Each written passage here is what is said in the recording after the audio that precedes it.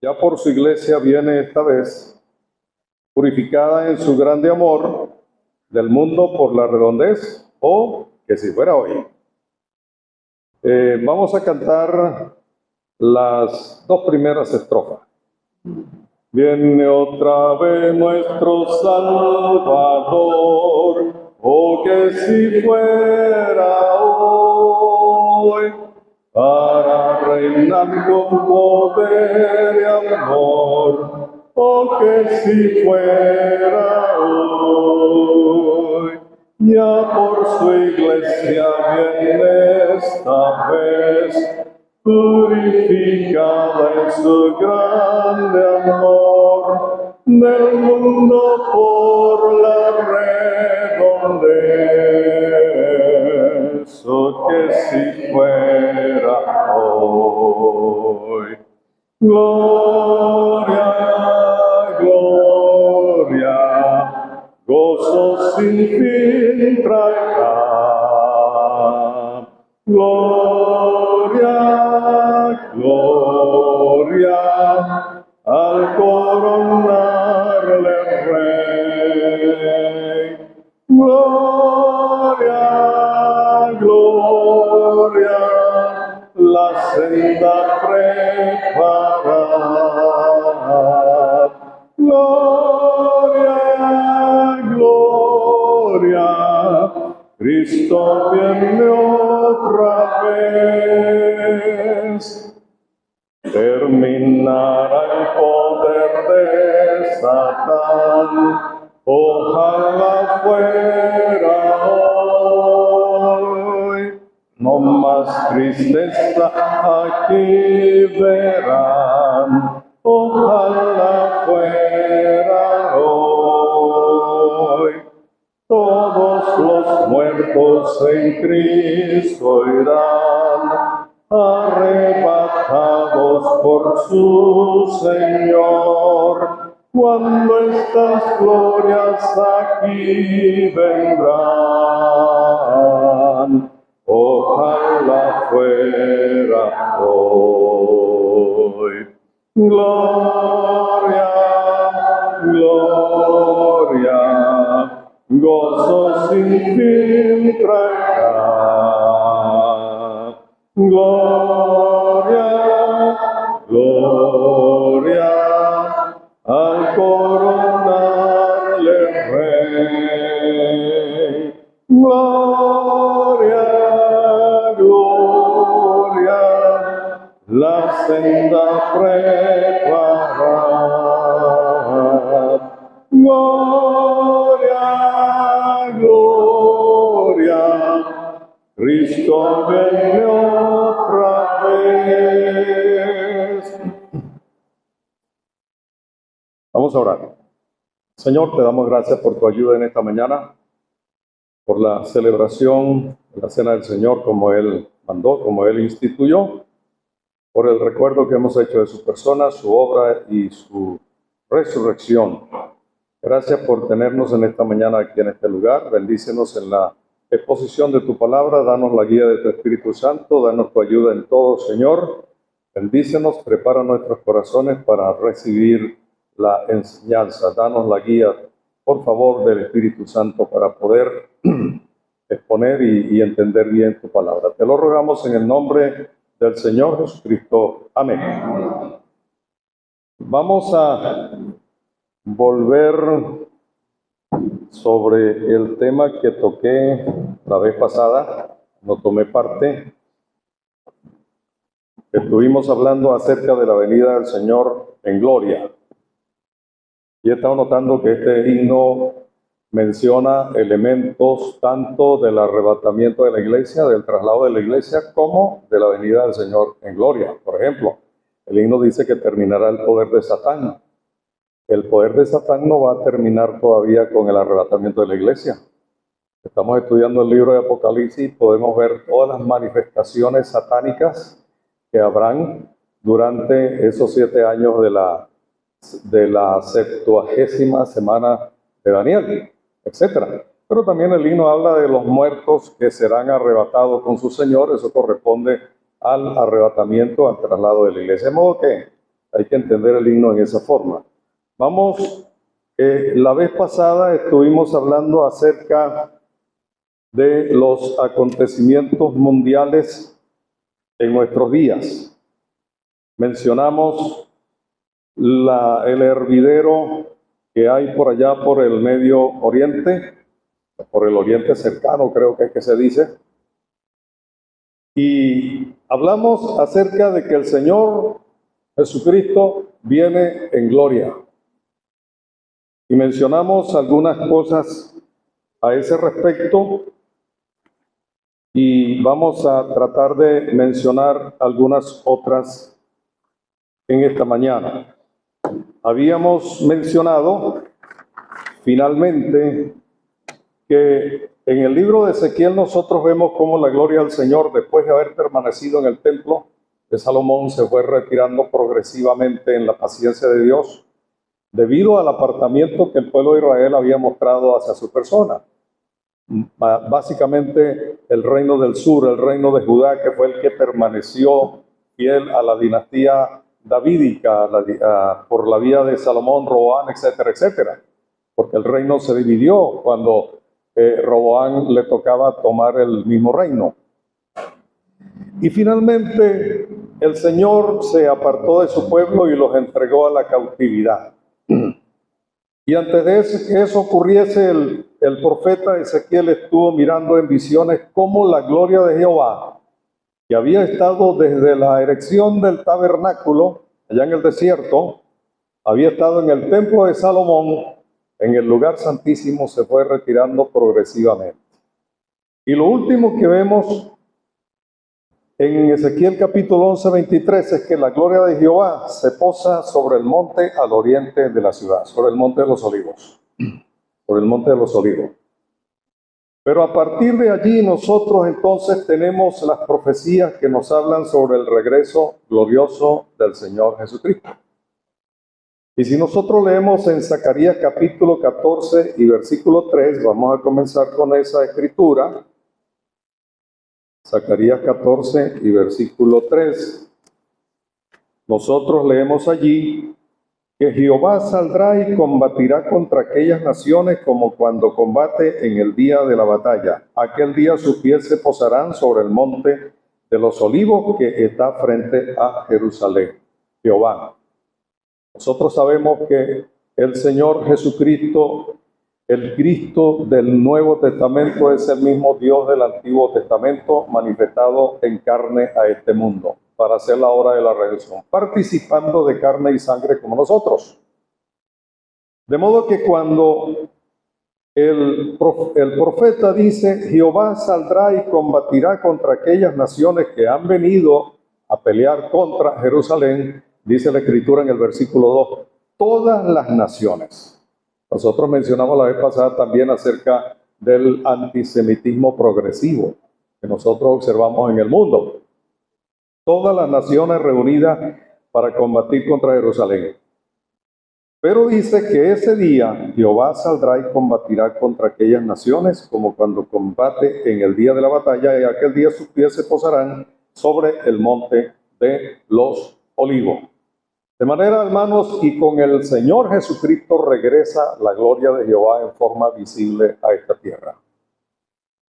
Ya la iglesia está con el Señor desde el arrebatamiento, y la iglesia viene con todos los ejércitos celestiales junto con el Señor a establecer su reino milenial en esta tierra. Y sus pies se van a posar sobre el monte de los olivos, y la gloria regresa. Leemos en Isaías capítulo 60 lo siguiente, versículo 7.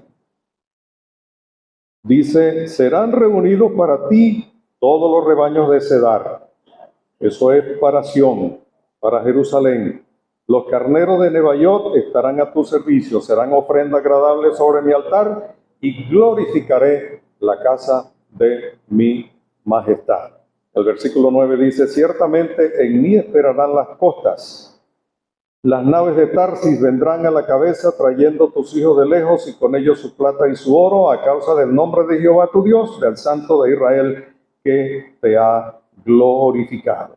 Estamos refiriéndonos a Sión, a Jerusalén.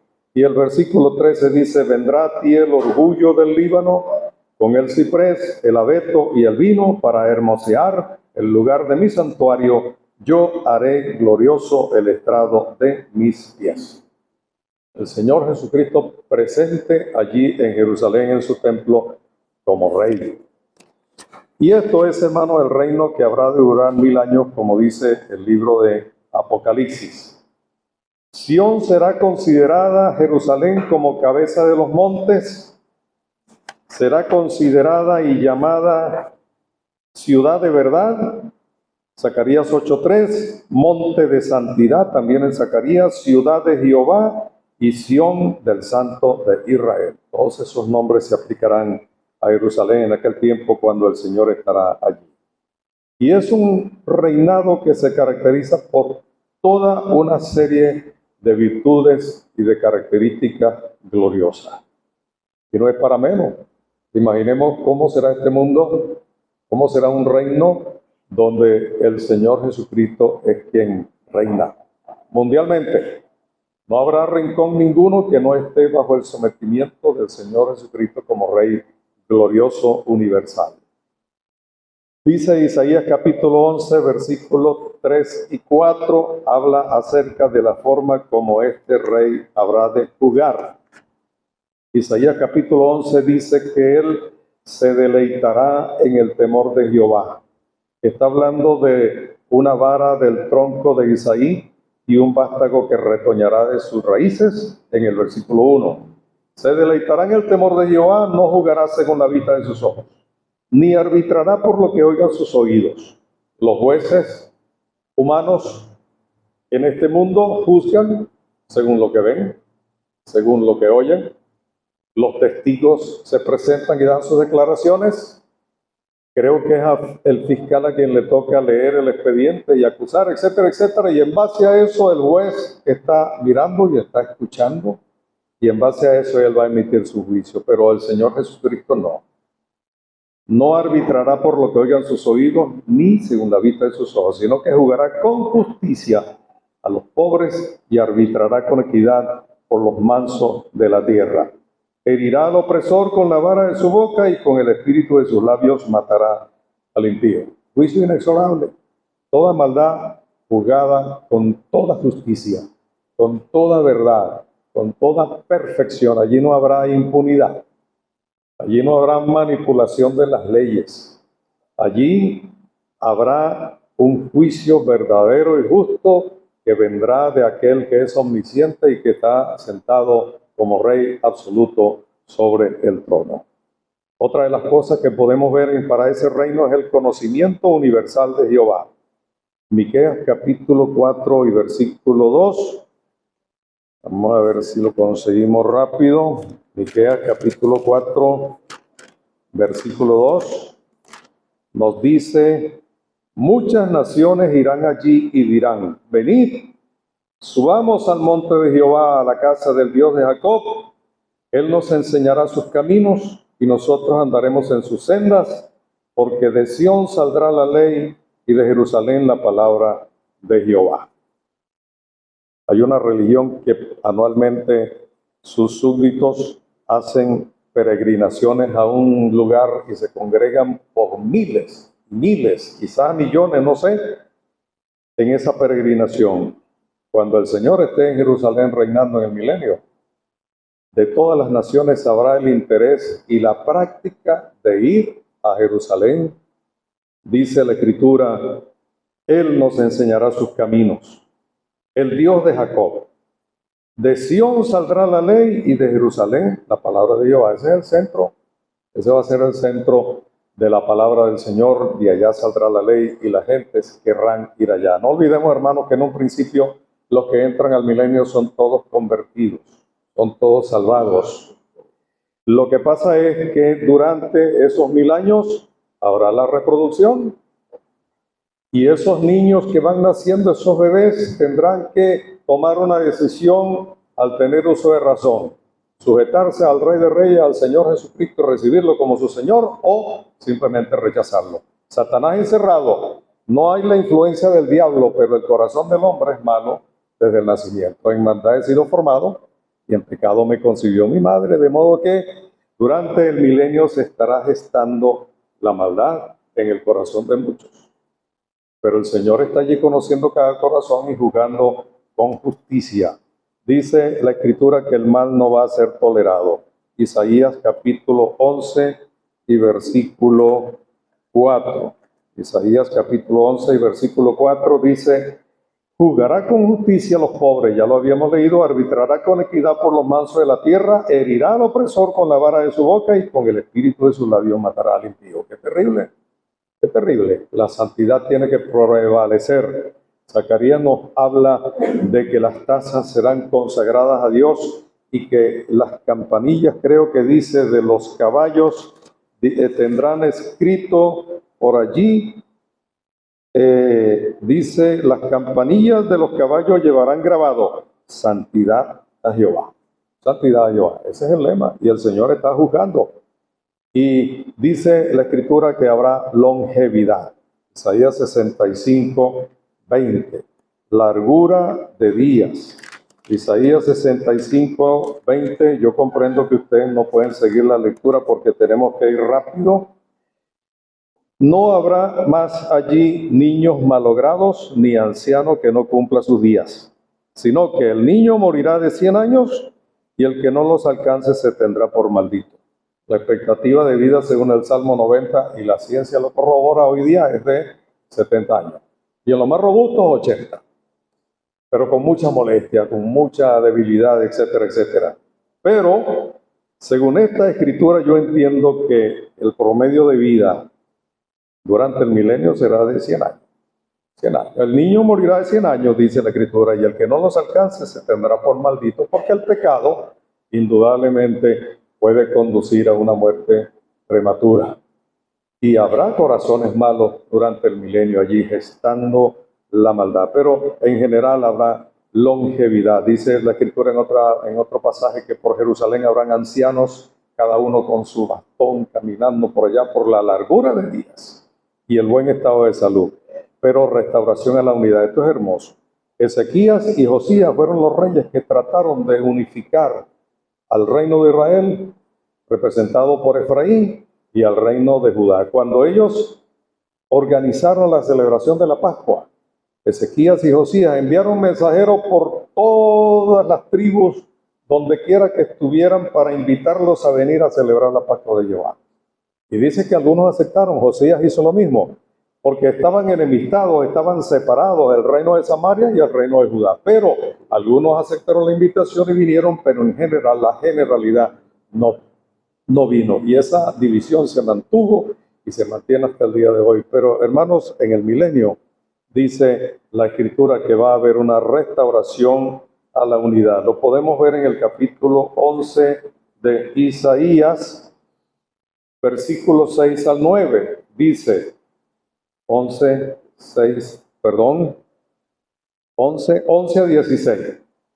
En aquel día Jehová volverá a recobrar con su mano por segunda vez. ¿Cuándo fue la primera vez? Cuando regresaron del cautiverio en Babilonia. Pero por segunda vez al remanente de su pueblo que haya quedado en Asiria y en Egipto, en Patros, en Etiopía y en Persia, en Caldea, en Amat y en las islas del mar, y alzará pendón ante las naciones para juntar a los desterrados de Israel y congregar a los esparcidos de Judá, de los 4 extremos de la tierra. Entonces será quitada la envidia de Efraín, representa el reino de Israel, y se acabará el rencor de Judá. Efraín no tendrá envidia de Judá, ni Judá afligirá más a Efraín. Unidad en el milenio, el pueblo de Israel unido en todo el mundo alrededor de Jerusalén donde está el rey. Pero la comunión con el Señor será hermosa, hermanos. Isaías 65, el versículo 23 dice: no trabajarán en vano ni parirán hijos para súbita ruina, porque son la simiente bendita de Jehová. Los habitantes del reino son la simiente bendita de Jehová y su descendencia con ellos. Y acontecerá que antes que clamen, yo responderé. Cuando todavía estén hablando, yo ya habré oído. Tal será la comunión de los salvados, de los redimidos con el Señor. Antes de hablar, ya el Señor conocerá, dada esa intimidad de comunión que habrá. Pero también, a mí, hermanos, paz universal entre los hombres. Isaías capítulo 2, versículo 4. Y es notable que esta profecía la menciona también el profeta Miqueas, casi textualmente. Isaías capítulo 2, versículo 4. Irán muchos pueblos y dirán, venid, subamos al monte de Jehová, a la casa del Dios de Jacob. Él nos enseñará sus caminos y nosotros marcharemos por sus sendas, porque de Sión saldrá la ley y de Jerusalén la palabra de Jehová. Él juzgará entre las naciones y reprenderá muchos pueblos. De sus espadas forjarán arados y de sus lanzas hoces. No alzará la espada nación contra nación, ni se adiestrarán más para la guerra. Algunos se han puesto a calcular a lo largo de la historia del mundo cuántos años de paz ha habido en el mundo. Sumando unas semanitas por aquí, unos meses por allá, probablemente algunos años por allá por otro lado, periodos de tiempo en los que no ha habido ninguna confrontación bélica entre alguna u otra nación o entre algún grupo, alguna guerra. Y la suma, dicen ellos, que es de 25 años. ¿Cuántos años tiene la historia del mundo? 6.000 años, más o menos, ¿cierto? 6.000 años tiene la historia del mundo. Y de esos 6.000 años, estos que se han puesto a hacer estos cálculos históricos dicen que apenas 25 años han sido de paz. El resto, siempre ha habido alguna confrontación bélica. Pero acá tenemos 1.000 años de paz. No alzará la espada nación contra nación, ni se adiestrarán más para la guerra. Sabemos que al final del milenio Satanás reunirá gente y habrá una gran guerra, la guerra final. Contra el Dios, contra el mismo Dios del cielo pretenderá Satanás guerrear. Pero estos 1.000 años habrá una paz absoluta, ninguna confrontación bélica. Y la paz en el reino animal, ni se diga. Hemos oído hablar bastante de esto, pero vamos a leer en Isaías capítulo 11, versículos 6 al 9. Morará el lobo con el cordero y el leopardo se esteará junto con el cabrito. El becerro, el cachorro de león y el animal cebado crecerán juntos y un niño los pastoreará. Pasarán la vaca y la osa y sus crías se echarán juntas y el león comerá paja como el buey. El niño de pecho jugará sobre la cueva del áspid y el recién destetado meterá su mano en el escondrijo de la serpiente. No harán mal ni dañarán en todo mi santo monte, porque como las aguas colman el mar, así la tierra estará llena del conocimiento de Jehová. Los animales feroces perderán su ferocidad y habrá mansedumbre total. Y esta es una muestra de esa época, lo que estamos leyendo aquí, que ocurrirá, al punto de que el recién destetado meterá su mano en el escondrijo de la serpiente. ¡Qué glorioso! El rey en Jerusalén ejerciendo su soberanía sobre el mundo entero. Pero para ir terminando, adoración. Isaías 12 es un capítulo un poco largo, tiene 6 versículos, pero léalo en su casa y vamos a ver allí el ambiente de gozo y de adoración. Por ejemplo, el versículo 1 dice, cantaré a ti, oh Jehová. Dios es mi salvación, versículo 2. Sacaréis aguas con alegría del manantial de la salvación. Diréis aquel día, da gracias a Jehová, invocad su nombre.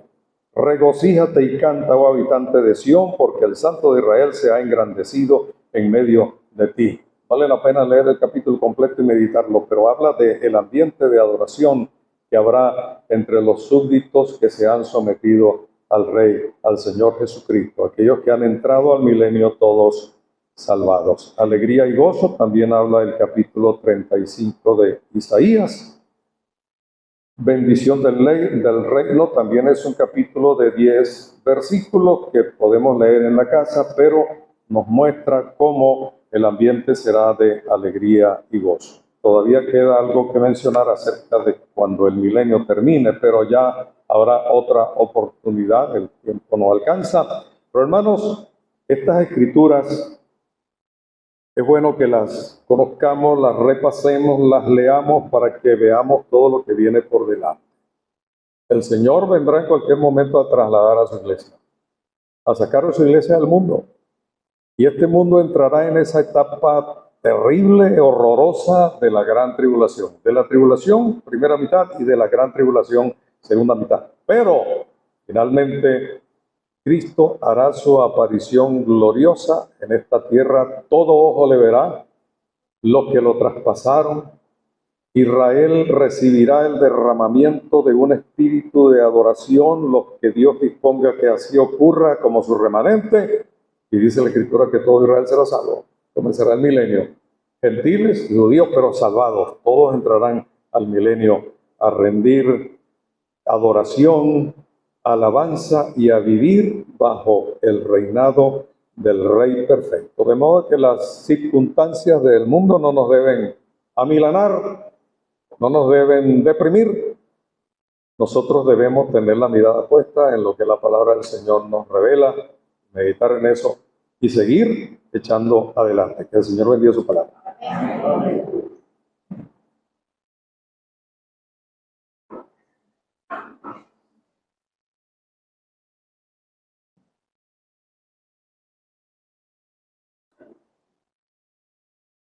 Vamos, hermanos, a continuar en nuestras Biblias. Vamos a leer primeramente en Filipenses capítulo 3.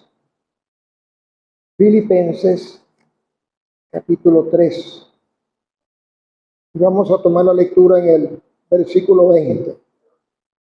Mas nuestra ciudadanía está en los cielos, de donde también esperamos al Salvador, al Señor Jesucristo, como ya hemos escuchado, el cual transformará el cuerpo de la humillación nuestra para que sea semejante al cuerpo de la gloria suya, por el poder con el cual puede también sujetar a sí mismo todas las cosas. Veamos ahora en Santiago, capítulo 4, versículo 4. Oh almas adúlteras, ¿no sabéis que la amistad del mundo es enemistad contra Dios? Cualquiera pues que quiera ser amigo del mundo se constituye enemigo de Dios. Mateo 6:24.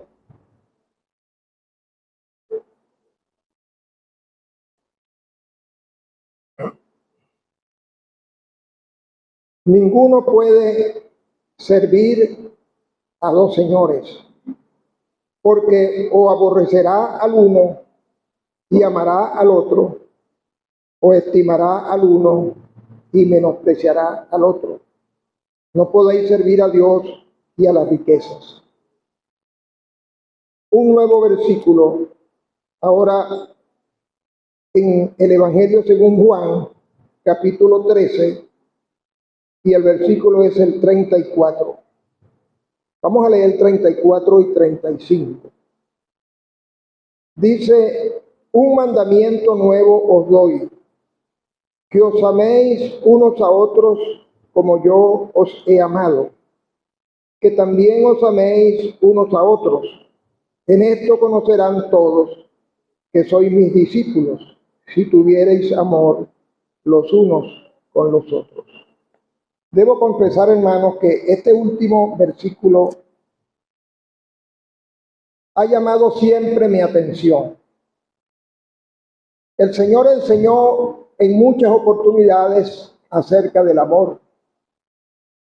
De hecho, Él le llegó a decir a sus discípulos, y esa enseñanza llega a nosotros, de amar a nuestros enemigos, de bendecir a los que nos maldicen. Esto es algo atípico para la naturaleza adámica. Pero la mejor de las enseñanzas acerca del amor la dio el Señor con su propio ejemplo. con su testimonio. No ha habido mayor manifestación de amor, ni la habrá, que la que el Señor hizo a nuestro favor. De manera que, repito,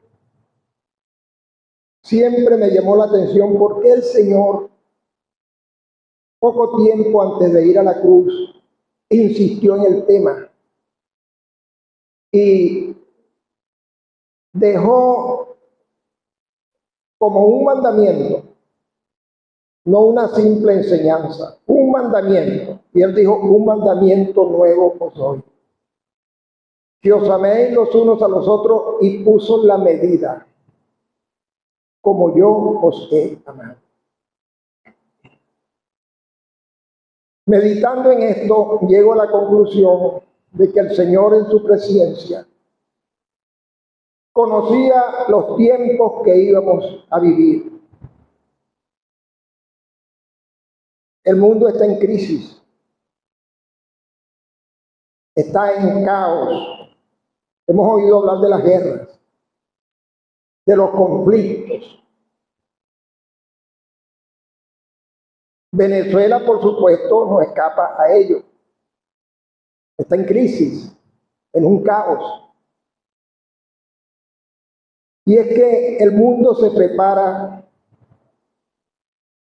para el avenimiento del hombre de pecado, el anticristo.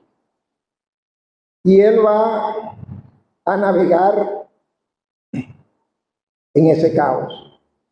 Ese es el ambiente propicio para él. Pero lo que no sabe el mundo, nosotros lo sabemos gracias a la revelación del Señor. Es que se aproximan también los juicios. Ya oímos del hermano Osea, los juicios. Venezuela es una nación gentil. Y digo esto porque con los últimos acontecimientos hemos visto muchos hermanos y hermanas publicando porciones bíblicas que fueron dictadas por Dios para el pueblo de Israel, aplicadas a Venezuela. No, hermano, eso no aplica a Venezuela. Ni hay esas promesas para Venezuela. Venezuela, tanto como las demás naciones, va a ser juzgada. Hay una crisis en el país económica desde hace muchos años. Y eso es lo que más nos golpea y lo que más sentimos. Tenemos la más alta inflación del mundo, los sueldos más bajos del mundo y el éxodo migratorio más grande del mundo. Es rara la mesa de una familia venezolana donde no falte una persona, donde no queden unas sillas vacías a la hora del almuerzo, porque personas, miembros de esa familia, se fueron. Eso es innegable, hermano. Nosotros no podemos ponernos una venda en los ojos. El hecho de ser cristiano no nos castra mentalmente. Lo sabemos y lo vemos y lo apreciamos. Hermano, pero hay algo que nosotros descuidamos. Ese no es el problema esencial. El problema esencial es la crisis moral que agobia al mundo y que agobia a Venezuela. Y el problema económico es producto de esa crisis moral. Ese es el problema. Ahí está la raíz, el pecado, hermano. Cuando uno toca este tema, corre el riesgo de ser acusado de estar hablando de política y de estarse involucrando en política.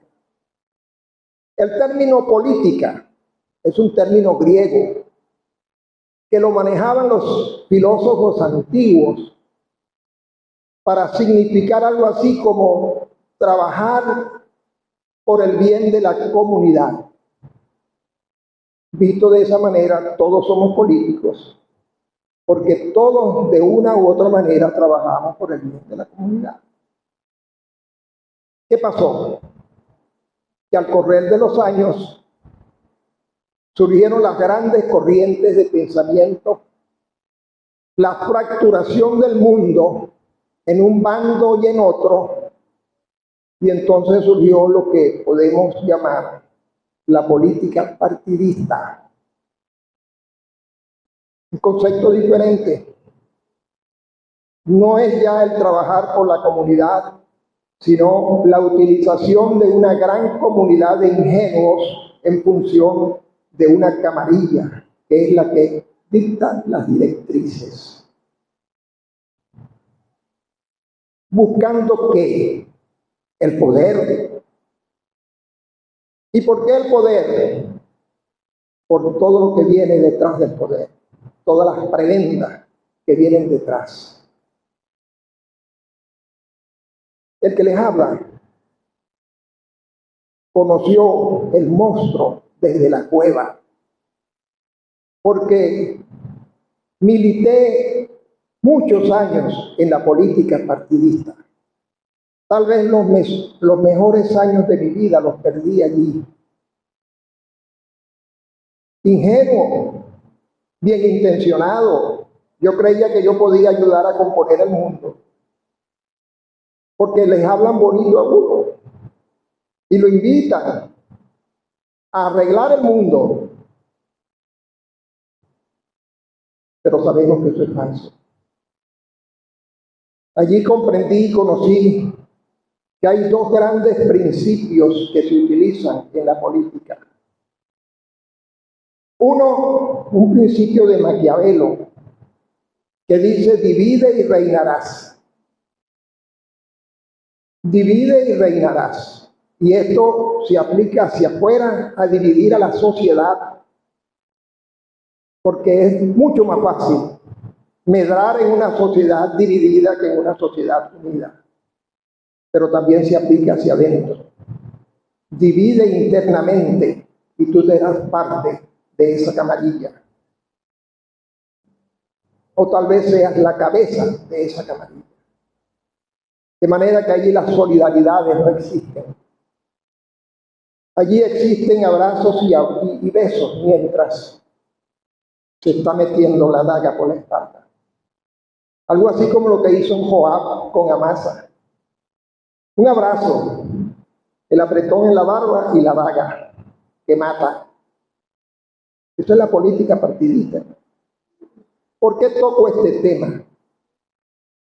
Queridos hermanos, lamentablemente, a través de los años hay muchos hermanos y hermanas que han participado en la política partidista. Mire, ha habido hermanos con muchos dones, muy ejercitados, que han recibido ministerios importantes. Y Satanás, que es astuto, ha visto esos dones en esa persona y los ha querido para él. Y esos hermanos han caído en la política partidista. Y al final de sus años, arrepentidos, miran hacia atrás y lo que ven es una vida desperdiciada, tristemente, sin haber cumplido el propósito por el cual estamos acá. Nuestra ciudadanía está en los cielos. La palabra ciudadanía, podemos decir, nuestra política está en los cielos. El hermano Sean lo dijo. ¿Quién es nuestro gobernante? El Señor. Vamos a gobernar con Él. Ese es nuestro gobernante, no es otro. Y poner otro es entonces pretender servir a los señores, como hemos leído hoy en Mateo. No, eso no es para nosotros. No podemos servir a los señores. Mire, participar en la política partidista. Hay muchos textos bíblicos que nos aclaran. Primero, eso es mundo. Allí usted no consigue al Señor. No hay partidos políticos cristianos, aunque algunos pretenden serlo, dicen. Esto es una gran falsa.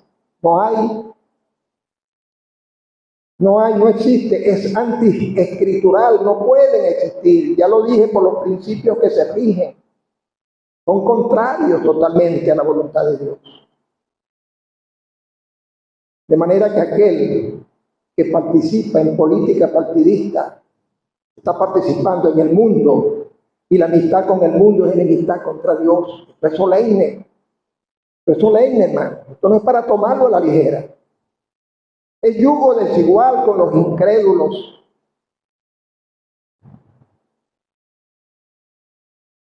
Hay hermanos y hermanas que ante los últimos acontecimientos tengo el temor de que están siendo tentados a participar en esto. No lo haga, hermano, no lo haga. Es que quiero hacer algo. Sí, haga algo. Siga confiando en el Señor. Vaya a la palabra del Señor y siga orando, pero no se inmiscuya en eso. Eso no es de Dios. Eso no es para nosotros. Te lo digo, hermano, con el corazón en la mano, yo que viví allí. Yo no salí de allí, hermano, porque creí. No. Yo salí antes de creer.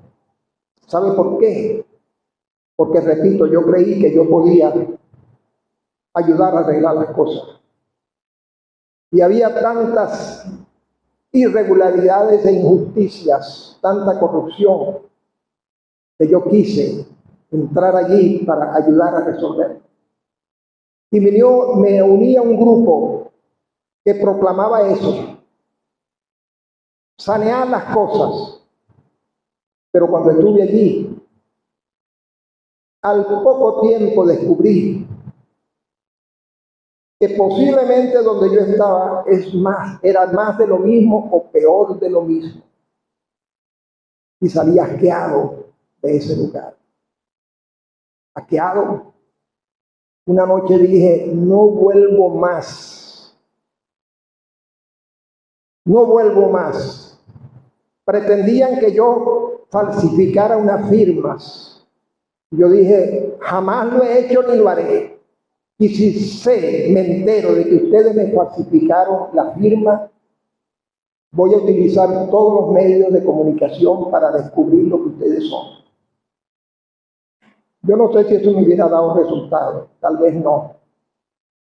Sencillamente salí y ya van más de 30 años que gracias al Señor, porque al poco tiempo creí que no he pisado jamás la casa de un partido político y espero morir sin pisarla. Porque no creo que el Espíritu Santo que mora en mí, que es Dios, va a querer que yo lo lleve allí, a esa inmundicia. Hermanos, lo que estoy diciendo, creo que no estoy descubriendo el agua tibia. La palabra de Dios nos advierte y todos sabemos que es así. ¿Qué debemos hacer? Esa es la pregunta. Hermano, hermana, si usted ha venido participando en política partidista, ya. En este mismo instante arrepiéntase y salga de allí. No lo haga más. Vaya al trono de la gracia.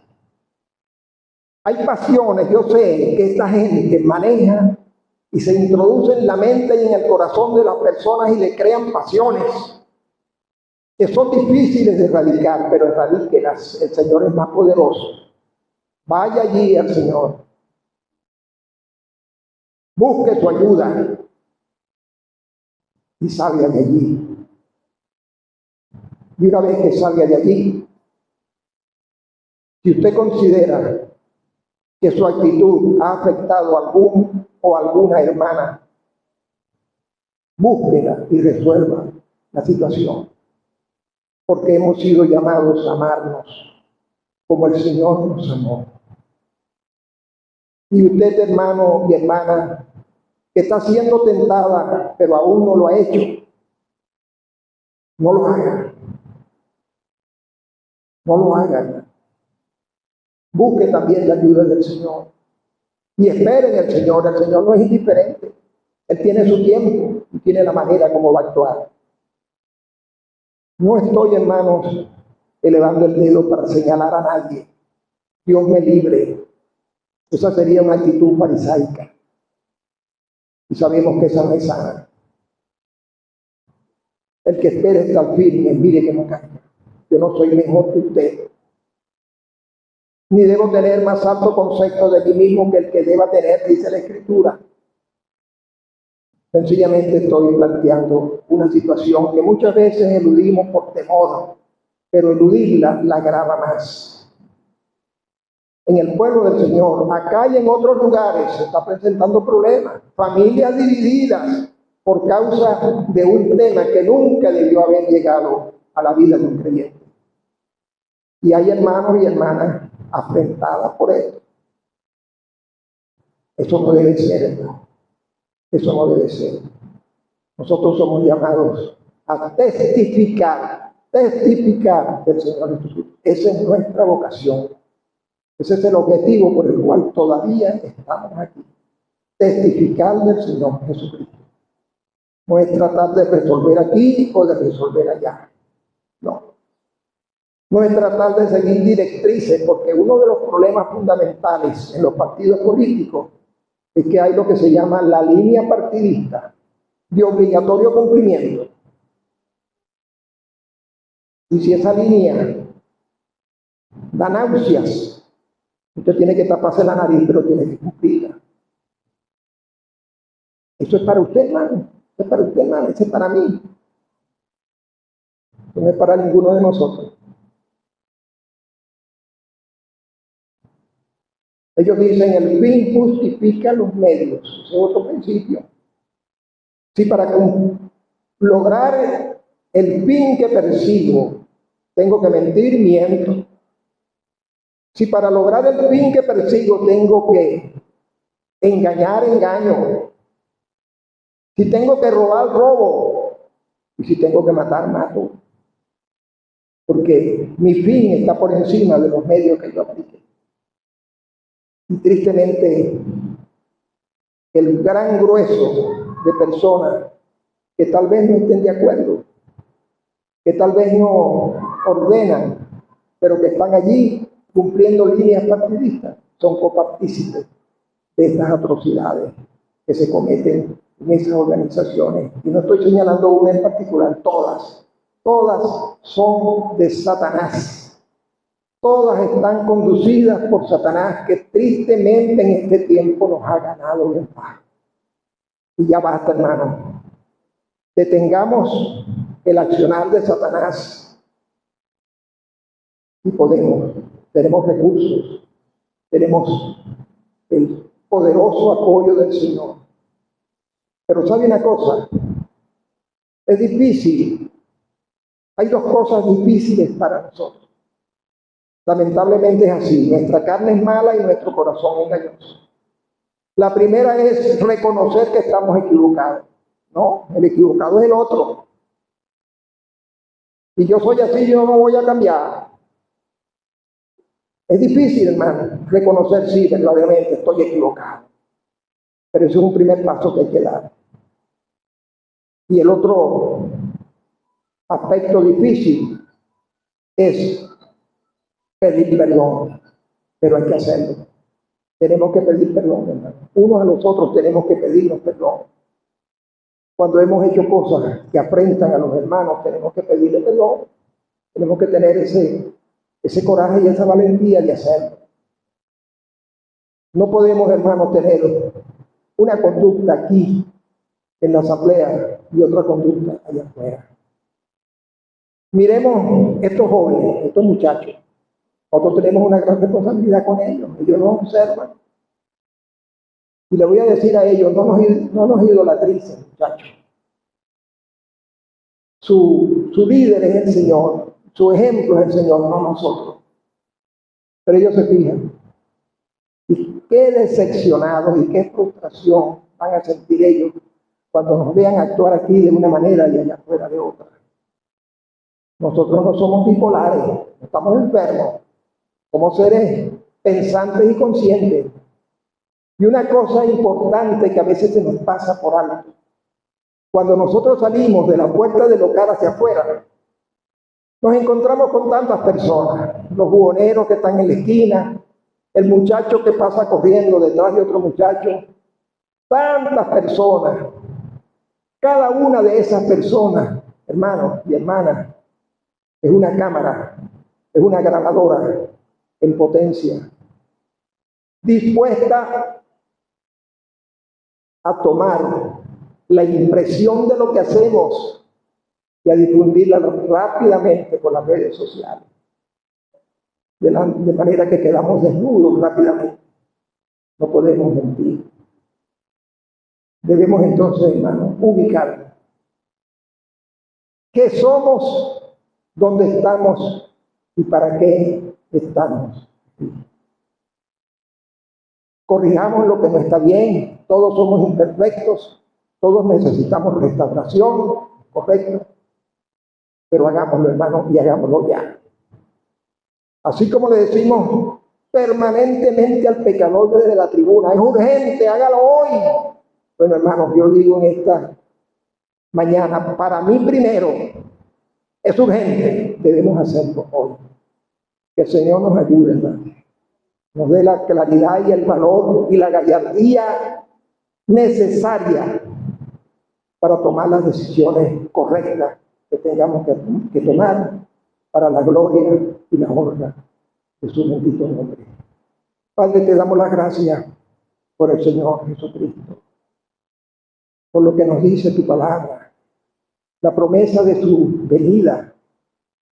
Estamos esperando para buscar a su pueblo, este pueblo redimido por su sangre que tanto le costó. Te damos las gracias por lo que revela en los tiempos que están por delante. El milenio, ese tiempo perfecto de el gobierno del Señor, nuestro gobernante. Aquel que gobierna con justicia y con honestidad absoluta, que todo lo hace bien. Que sepamos, Padre amado, considerar que a Él nos debemos y que somos sus embajadores, formamos parte de su gobierno, de su gabinete. Padre, te pedimos que nos asistas, que nos ayudes en este tiempo difícil, en este tiempo duro. Que podamos nosotros testificar como debemos hacerlo, Padre. Si queremos arreglar el mundo, la única manera es llevar el Evangelio a las almas que están perdidas. Un hombre y una mujer que crea ya es una victoria que le ganamos al mundo. Te pedimos, Padre amado, que seas por nosotros, nos dé el valor para tomar las decisiones correctas. Bendice a tu pueblo, cuídanos en todo lugar, asístenos a todos. Despídenos con tu paz y con tu bendición y te damos las gracias por tu palabra, en el nombre y los méritos del Señor Jesucristo. Amén. Vamos, hermanos, a terminar con el himno 431.